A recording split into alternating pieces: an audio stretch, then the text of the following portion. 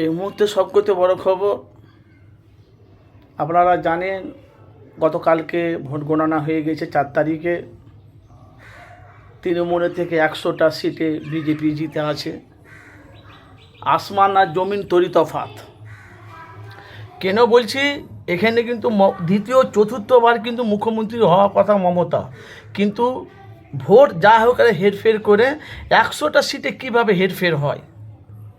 তো যাই হোক, বাংলার মানুষ সবাই মোদিকে ভোট দিয়ে একটু পরিবর্তন করতে মানে পরিবর্তন করার জন্য বিজেপি সরকারকে ভোট দিয়েছে, বিজেপিকে। কিন্তু একটা কথা আমি আপনাদের কাছে বলি, কেন আমরা ভাই সাংবাদিক মিডিয়া, আমরা উভয়ের পক্ষে হয়ে মানুষের কাছে কথা বলি, কারি হয়ে ওগুলো কারি হয়ে আমরা কথা বলি না, উভয়ের পক্ষে মানুষের কাছে কথা বলি। মাননীয় মুখ্যমন্ত্রী মমতা ব্যানার্জি উনি নওশাদকে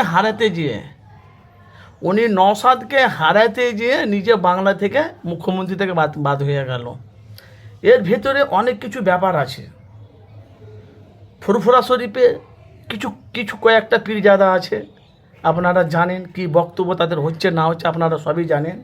তার সাথে মাননীয় মুখ্যমন্ত্রী মমতা ব্যানার্জি বাংলাতে এত উন্নয়ন, এত প্রকল্প, এত তার কাজ, এত তার প্রকল্প, এত লক্ষ্মী ভাণ্ডার, বেকার ভাতা, স্বাস্থ্যকর, মাননীয় মুখ্যমন্ত্রী মমতা ব্যানার্জি আমাদের বাংলার অভিভাবক যা করেছিল বাংলাতে, আমার মনে বিজেপি বাংলাতে আসছে, আমার মনে আর ওসব প্রকল্প হবে না। এখন তো বলেছে মোদিরা 3000 টাকা দেবে বলেছে, এখন দেখা যাক কী হয়। তো বাংলার মানুষ একটা পরিবর্তন চেয়েছে।